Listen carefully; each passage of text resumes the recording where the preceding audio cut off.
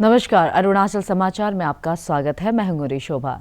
आए बुलेटिन में सबसे पहले देखते हैं मुख्य समाचार। प्रधानमंत्री नरेंद्र मोदी ने वीडियो कॉन्फ्रेंसिंग के माध्यम से 71,000 नव नियुक्त कर्मियों को नियुक्ति पत्र किया वितरित। कहा, विकसित भारत का लक्ष्य हासिल करने के लिए सरकार युवाओं की प्रतिभा और क्षमता के अनुसार उन्हें उचित अवसर प्रदान करने के प्रति है वचनबद्ध। प्रधानमंत्री नरेंद्र मोदी कल असम के गुवाहाटी में नॉर्थ ईस्ट के पहले एम्स का करेंगे उद्घाटन। मुख्यमंत्री पेमा खांडू ने कहा, गुवाहाटी में एम्स की सेवाएं शुरू होने से नॉर्थ ईस्ट के राज्य के लोगों को विश्व स्तर की स्वास्थ्य सेवाएं आसानी से होंगी उपलब्ध।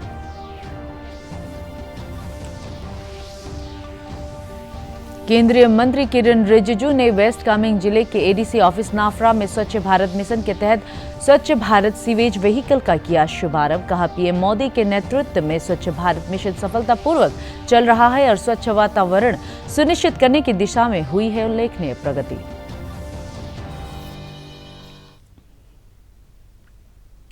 प्रधानमंत्री नरेंद्र मोदी ने कहा है कि आज का नया भारत ऐसी नीतियों और कार्य नीतियों के साथ आगे बढ़ रहा है जिनसे नए अवसरों के द्वार खुल रहे हैं। वीडियो कॉन्फ्रेंस के माध्यम से 71,000 नव नियुक्त कर्मियों को नियुक्ति पत्र वितरित करने के बाद लोगों को संबोधित करते हुए प्रधानमंत्री ने कहा कि सरकार युवाओं की प्रतिभा और क्षमता के अनुसार उन्हें उचित अवसर प्रदान करने के प्रति वचनबद्ध है ताकि विकसित भारत का लक्ष्य हासिल किया जा सके।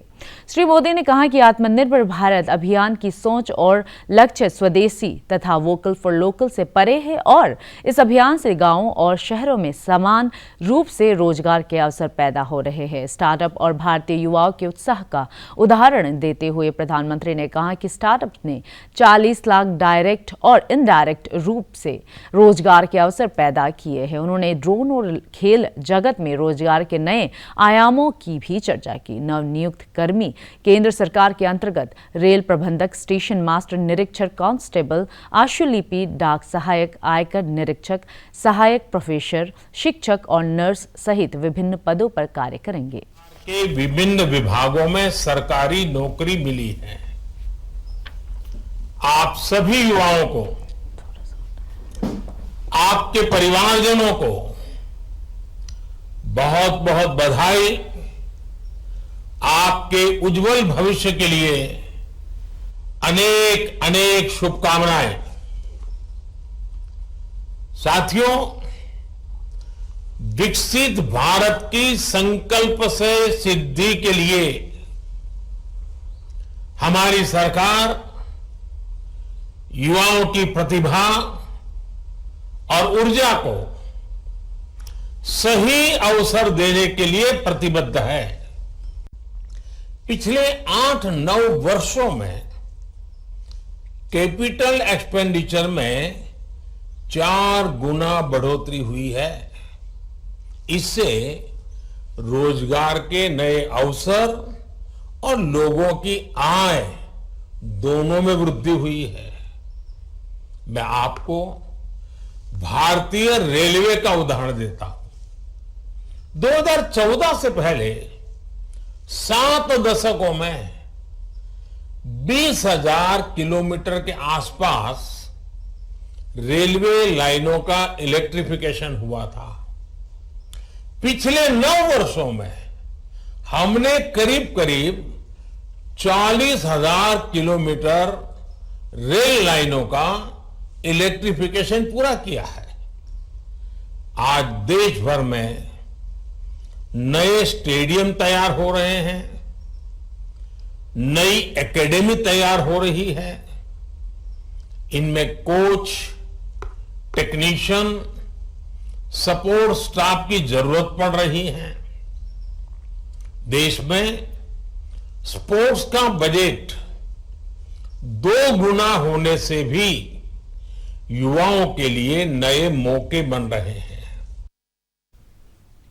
प्रधानमंत्री नरेंद्र मोदी कल यानी 14 अप्रैल को असम दौरे पर आएंगे और 14,300 करोड़ रुपए की परियोजनाएं राष्ट्र को समर्पित करेंगे। प्रधानमंत्री गुवाहाटी में असम और समूचे नॉर्थ ईस्ट के पहले एम्स का उद्घाटन करेंगे। मुख्यमंत्री पेमा खांडू ने अपने एक ट्वीट में कहा कि असम के गुवाहाटी में एम्स की सेवाएं शुरू होने से पूर्वोत्तर राज्य के लोगों को विश्व स्तर की स्वास्थ्य सेवाएं आसानी से उपलब्ध होंगी। श्री खांडू ने कहा कि प्रधानमंत्री नरेंद्र मोदी के नेतृत्व में केंद्र सरकार द्वारा हेल्थ फॉर ऑल की नीति के तहत स्वास्थ्य क्षेत्र में त्वरित गति से सुविधाओं का विस्तार किया गया है। उन्होंने कहा कि अरुणाचल प्रदेश सरकार ने भी प्रदेश के सभी क्षेत्र के लोगों को क्वालिटी और सुलभ स्वास्थ्य सेवाओं के लिए प्रभावी कदम उठाए हैं। एम्स गुवाहाटी के एग्जीक्यूटिव डायरेक्टर DR अशोक पुराणिक ने स्वास्थ्य सेवाओं के बारे में जानकारी देते हुए कहा कि पूर्वोत्तर राज्य के अस्पतालों के लिए प्रशिक्षित मानव संसाधनों की जरूरत पूरा करने में भी संस्थान महत्वपूर्ण योगदान देगा। 7 स्टेट के लिए और बहुत दिनों बाद और बहुत इंतज़ार के बाद लोगों को ये उपलब्ध हो रहा है। और पहले यहाँ से लोग बहुत दूर दूर तक ट्रीटमेंट के लिए जाना पड़ता था, स्पेशली कैंसर केयर और कार्डियोवैस्कुलर डिसीज़ के लिए, बाईपास ऑपरेशंस के लिए। तो अभी जो सुविधाएं हैं उनके डोर स्टेप पे मिलेंगी। तो मैं सोचता हूँ कि यहाँ के लोगों के लिए एक बहुत बड़ा वरदान साबित होगा। डॉक्टरों की कमी से भी जूझ रही जो संस्थाएं हैं, उन्हें ये जो प्रदेश है उसमें हम एक अच्छे कुशल डॉक्टर भी देंगे। हेल्थ वर्कर्स को भी हम ट्रेन करते हैं, हम नर्सिंग कॉलेज भी चलाते हैं, तो हम नर्सिंग भी काफ़ी जो नर्सिंग वर्किंग फोर्स है वो भी इसमें आएंगे। कितने बेड है? ये 750 बेडेड हॉस्पिटल है जो 2-3 साल के अंदर सारे सुपर स्पेशलिटी डिपार्टमेंट के साथ पूरी तरह सर्व सुविधा युक्त चालू हो जाएगा।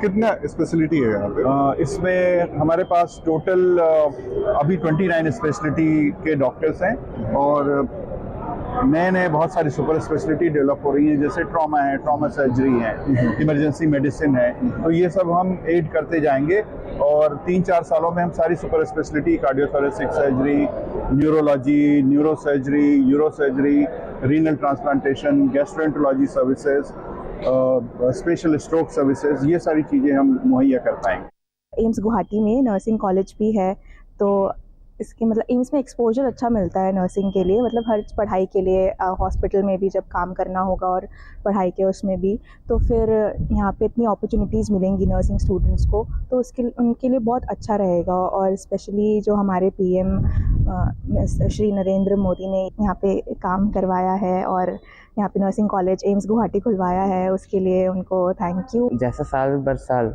नीट जो कि हमारी एंट्रेंस परीक्षा होती है MBBS में एडमिशन के लिए, उसमें कंपटीशन बढ़ते जा रहा है। कभी कभार जो बच्चे मेहनत करने के बावजूद नहीं आ पाते मेडिकल कॉलेज में, उनके लिए नए मेडिकल कॉलेज खुलने एक नए अवसर के तरह पेश होते हैं, क्योंकि जैसे एम्स ही खुला है तो अब हर साल यहाँ 100 बच्चों की सीट बढ़ी है, तो कंपटीशन जैसे बढ़ती आबादी के साथ कम भी होता है और ज़्यादा से ज़्यादा बच्चों को एडमिशन भी मिल सकता है। हमारा एम्स होगा, इधर से होगा तो बहुत फायदा होगा असम से, बाहर से जाना नहीं पड़ेगा। पहले हम लोग को बाहर जाना पड़ता था ट्रीटमेंट के लिए, स्पेशली चेन्नई एरिया में, तो अभी तो हम लोग घर का नज़दीक मिलेगा, इसलिए सिर्फ प्रधानमंत्री नरेंद्र मोदी सर का धन्यवाद देता। केंद्रीय कानून मंत्री किरण रिजिजू ने वेस्ट कामेंग जिले के ADC ऑफिस नाफरा में स्वच्छ भारत सीवेज व्हीकल का शुभारंभ किया। अपने एक ट्वीट में श्री रिजिजू ने कहा कि PM मोदी के नेतृत्व में देश भर में स्वच्छ भारत मिशन सफलतापूर्वक चल रहा है और सभी को स्वच्छ एवं स्वस्थ वातावरण सुनिश्चित करने की दिशा में उल्लेखनीय प्रगति हुई है।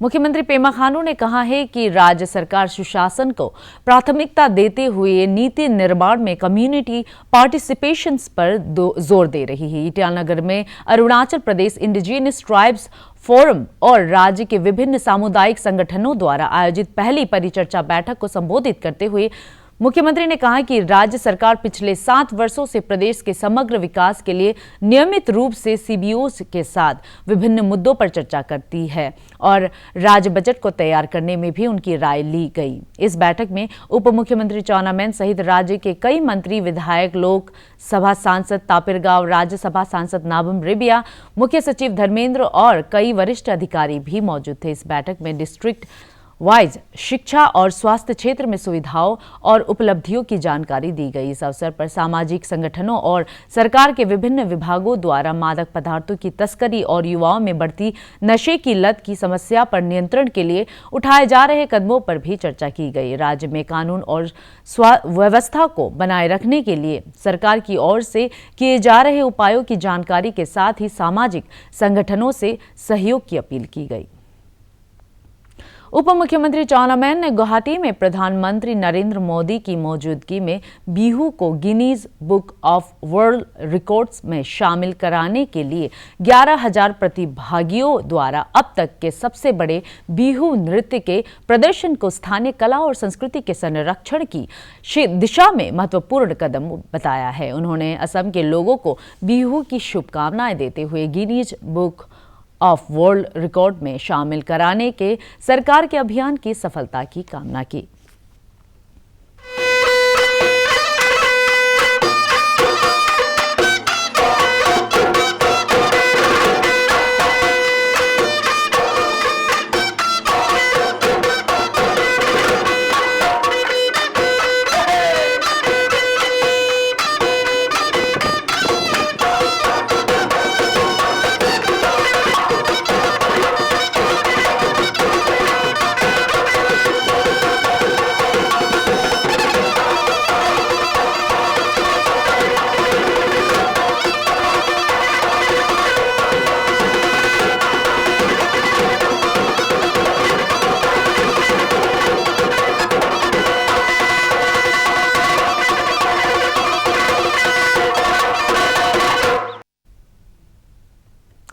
प्रकृति के संरक्षण पर आधारित अरुणाचल की निशी जनजाति का प्रमुख पर्व लोंगते युलो परंपरा और उल्लास के साथ मनाया जा रहा है। इस कामेंग जिले के सेपा न्योकुम ग्राउंड में आयोजित लोंगते युलो उत्सव समारोह में स्थानीय विधायक तापुक ताकू सहित कई गणमान्य व्यक्ति मौजूद थे। गौरतलब है कि कृषि आधारित लोंगते त्योहार नई फसलों के लगाने की खुशी का त्योहार है। इस अवसर पर समाज में सुख, शांति और समृद्धि की भी कामना की जाती है।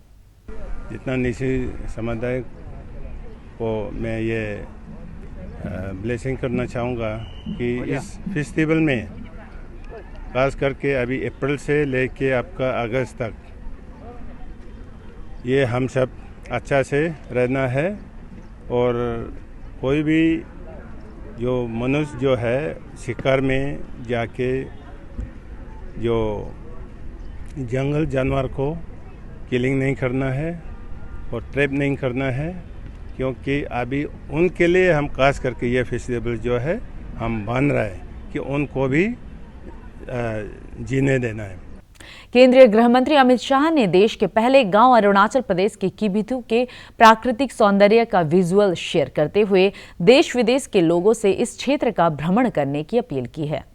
श्री शाह ने किबिथु से वालोंग के बीच रोड का विजुअल शेयर करते हुए कहा है कि पीएम मोदी के नेतृत्व में वाइब्रेंट विलेज प्रोग्राम में सीमावर्ती गांवों में कनेक्टिविटी और अन्य मूलभूत सुविधाओं का विकास हो रहा है।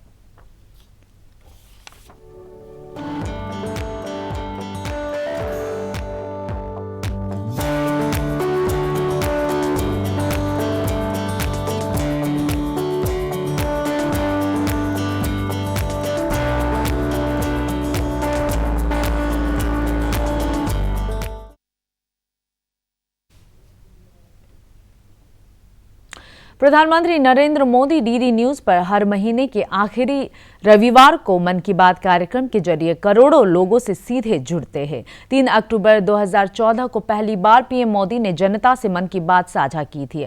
अप्रैल में 100वीं कड़ी के साथ ये सिलसिला जारी रहेगा। हम आपको दिखा रहे हैं कुछ चुनिंदा अंश। प्रधानमंत्री नरेंद्र मोदी ने 24 नवंबर 2019 को मन की बात में अनेकता में एकता का जिक्र किया।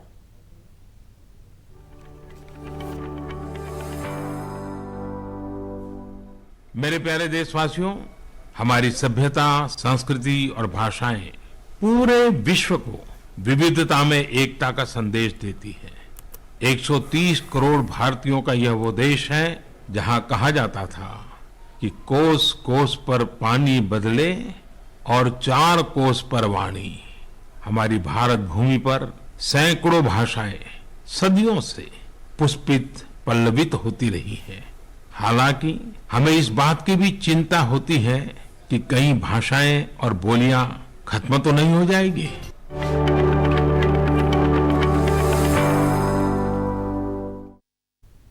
गालो वेलफेयर सोसाइटी ने अरुणाचल प्रदेश लोक सेवा आयोग APPSC के अंडर सेक्रेटरी रहे तुमी गांका की मौत के मामले में अरुणाचल प्रदेश पुलिस की विशेष जांच दल की प्रारंभिक रिपोर्ट को सिरे से खारिज कर दिया है। अरुणाचल प्रेस क्लब ईटानगर में संवाददाताओं को संबोधित करते हुए गालो वेलफेयर सोसाइटी के प्रतिनिधियों ने सरकार से तुमी गांका के परिजनों को न्याय दिलाने की मांग की। Society is not satisfied with the press briefing made by DGP police DGP by yesterday. DGP sir ने बोला कि केस को अननेचुरल डेट में रजिस्टर किया गया सिंपो पुलिस स्टेशन में। वो एक्चुअली पब्लिक को मिसलीड है। उन लोग सिर्फ इसको एक अननेचुरल डेट में सिर्फ इसको रजिस्टर कर रहा था, लेकिन after tremendous pressure from Galo welfare society and Galo community कि वो इसको 302 में जब इसको they were very much reluctant to register in the 302 but under tremendous pressure made by us वो इसको केस को मर्डर में 302 में बुक करना पड़ा। इसमें उसमें थोड़ा सा प्रेस को मिसलीड किया है। दूसरा, उसने बोला कि इन्वेस्टिगेट द केस जो भी कंसर्न है ये पुलिस बहुत सारे लोगों को इन्वेस्टिगेट कंसर्न्ड उसने बोला कि इन्वेस्टिगेटेड कंसर्न्ड पीपल, तो कंसर्न्ड पीपल का नाम नहीं बताया। अरुणाचल प्रदेश के सरकारी कर्मचारियों के संगठन कोसैप ने राज्य सरकार से APPSC के अंडर सेक्रेटरी रहे तुमी गांका के निकटतम संबंधियों को सरकारी कर्मी की असमय मौत के बाद मिलने वाली वित्तीय सहायता और अन्य सुविधाओं को देने का अनुरोध किया है। अरुणाचल प्रेस क्लब ईटानगर में संवाददाताओं को संबोधित करते हुए कोसैप के अध्यक्ष लिखा तैच ने कहा कि मामले की जांच एक लंबी प्रक्रिया है और सरकार को प्रभावित परिवार को जल्द मदद देनी चाहिए। मैंने बोला कि लगभग 3 महीना हो गया, इसको गवर्नमेंट का तरफ से कोई अभी स्टेप नहीं होता है, इसलिए फैमिली इतना प्रॉब्लम होगा, इकोनॉमिकली मेंटली एगोनी जा रहा है, उसका ऊपर में फिर financially problem. Arunachal Pradesh literary society APLS की लोंगडिंग जिला इकाई का गठन किया गया है। लोंगडिंग में APLS के अध्यक्ष YD थोंगची और सदस्य बातेम पर्टिन की मौजूदगी में लोंगडिंग जिला इकाई का गठन किया गया। इस अवसर पर श्री थोंगची ने राज्य में APLS की साहित्यिक गतिविधियों के बारे में जानकारी देते हुए कहा कि संगठन उभरते हुए साहित्यकारों को प्रोत्साहित करने के साथ ही कई महत्वपूर्ण कदम उठा रही है। हिंदी में का बहुत मैगजीन था, मगर कहाँ लिखेगा कोई, हम लोगों का वो इंकरेजमेंट देने वाला है ही नहीं। तो ऐसे एक माहौल में हमने फिर भी हमने लिखना नहीं छोड़ा बीच में कभी तो मैंने जो डिस्ट्रिक्ट में बैठ के घूम रहा था तो महसूस किया कि एक ऐसे हम लोगों का एक लिटरेरी सोसाइटी बनाना चाहिए। Once you have this rich east Siang जिले के देबिंग गांव में पासीघाट वेस्ट दोनी पोलो यलम केबांग का यूथ कॉन्फ्रेंस आयोजित किया जा रहा है। इसका उद्घाटन स्थानीय विधायक निनोंग इरिंग ने किया। उन्होंने युवाओं से अपनी बोली, कला और संस्कृति को आगे बढ़ाने में योगदान देने का आह्वान किया। इस सम्मेलन में बिलात, मिरेम, रुकसिन, सिक्का, बामिन और देपी क्षेत्र की टीमें खेलकूद और सांस्कृतिक कार्यक्रमों में हिस्सा ले रही है। अरुणाचल समाचार के आज के अंक में इतना ही। हम कल फिर हाजिर होंगे अरुणाचल और देश दुनिया की खबरों के साथ। चलते चलते आपको बता दें कि आप अरुणाचल समाचार हमारे YouTube channel DD news Arunachal पर भी देख सकते हैं। देखते रहिए अनुप्रभा। नमस्कार।